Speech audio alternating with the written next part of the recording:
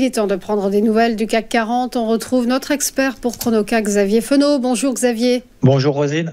Vous êtes associé chez Interactive Trading. L'indice parisien a donc lourdement chuté hier, moins 2,7% et se trouve au plus bas depuis 3 mois. Les craintes concernant la future politique commerciale de Donald Trump à l'égard de la Chine ont fait plier la bourse de Paris. Alors effectivement, ça fait qu'accentuer le mouvement et c'est vrai que je vous parle maintenant depuis finalement plusieurs semaines et à chaque fois que j'interviens ici, de garder cette casquette rouge et de continuer justement ce travail de sape à la vente sur l'indice parisien CAC 40. Il faut savoir que l'indice CAC, c'est l'indice le plus faible cette année. Il était à 0% de performance il y a une semaine avant qu'il perde, vous l'avez dit, hier un peu moins de 3%, 0% de performance sur l'année. Sur les indices américains, c'est complètement différent. On a un SP500 par exemple qui prend plus de 20% depuis le début de l'année. On a des indices américains qui sont beaucoup plus forts que l'Europe. Alors c'est vrai qu'on parle du CAC ici ce matin, mais si on regarde même à l'échelle plus européenne, on regarde l'indice allemand DAX par exemple, ou même chez nos amis suisses, que ce soit en Angleterre, que ce soit également l'IBEX au travers donc de l'indice boursier espagnol, et en fait tous les indices européens sont plutôt dans des situations de faiblesse, et j'en oubliais d'ailleurs même l'Eurostoxx 50. Si on regarde depuis le début du mois de mars, finalement il ne progresse absolument plus. Ça fait des mois et des mois qu'il est complètement scotché autour des 5000, 4950 points, et ce matin on est à 4730 points sur l'Eurostoxx 50. Pourquoi je vous parle de ça? Parce qu'il perd 4%. Ça veut dire qu'en fait ça concerne tous les indices européens. Alors le CAC, encore une fois en particulier, je vous parlais donc la semaine dernière de conserver cette stratégie de vente, quand bien même le CAC avait a priori à peu près profité de l'effet Trump le lendemain. En tout cas, ça fait pchit quand même très rapidement. On voit cette petite mèche haute qu'on a quasiment sur les 7600 points, c'était du coup il y a une semaine. Aujourd'hui, on enfonce les 7300 points. Donc, tout va mal. Et je vois pas pourquoi, pour le moment, ça s'inverserait. D'autant plus, encore une fois, que l'indice CAC sous-performe les indices américains. Donc, c'est-à-dire que même si on devait avoir, parce que cet après-midi, on a quand même un chiffre important aux États-Unis, qui est l'inflation aux États-Unis, très important pour driver cette fin d'année avant la dernière politique monétaire de la Fed le 18 décembre, qui, je le rappelle, a baissé ses taux d'intérêt la semaine dernière, mais ça, c'était complètement prévu par le marché. Jérôme Powell, d'ailleurs, n'a absolument pas donné de ligne directrice. Donc, le marché est quand même dans l'incertitude.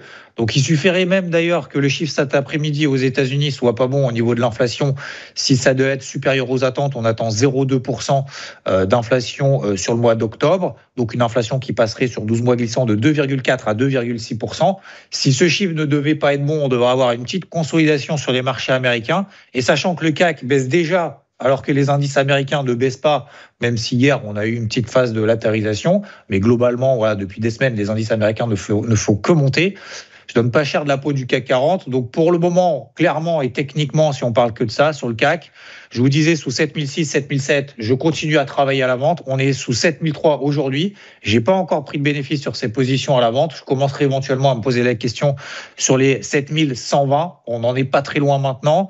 Et puis après, les différents objectifs, c'est toujours les mêmes que j'ai depuis quasiment le début de l'année.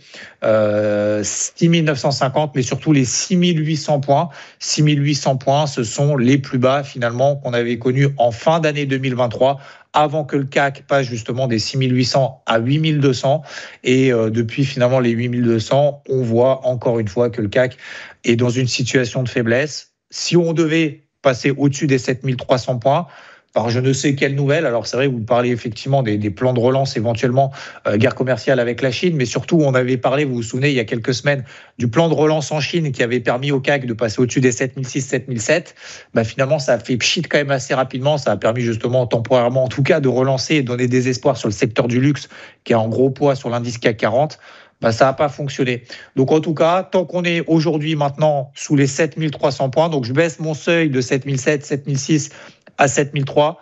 Tant qu'on est sous 7300 points, pour le moment, je continue de travailler à la vente jusqu'à 6800 points. Et là, éventuellement, je commencerai à me poser la question d'acheter à bon compte. C'est vrai qu'il y a beaucoup de valeurs. On me pose souvent la question, oui, mais il y a beaucoup de valeurs qui sont revenues sur des bons niveaux, que ce soit LVMH, que ce soit Total, etc.